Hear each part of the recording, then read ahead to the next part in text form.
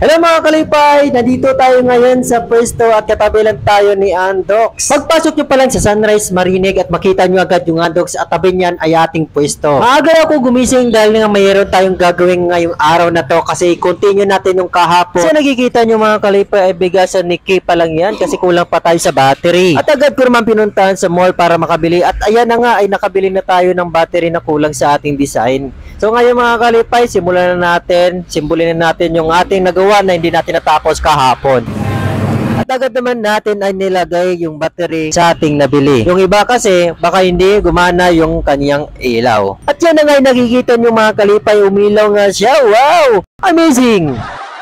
Sa sobrang tuwa ko ay napasayaw na lang ako sa ginawa ko. Dahil wala tayong skwala o roller kaya ang ginamit natin ay hawakan ng dustpan. Na siya dahilan ay para pumantay yung ating design na bigasan ni Kuya Nevets. So nakikita nyo sa likuran ko, ayan ay nagawa na natin.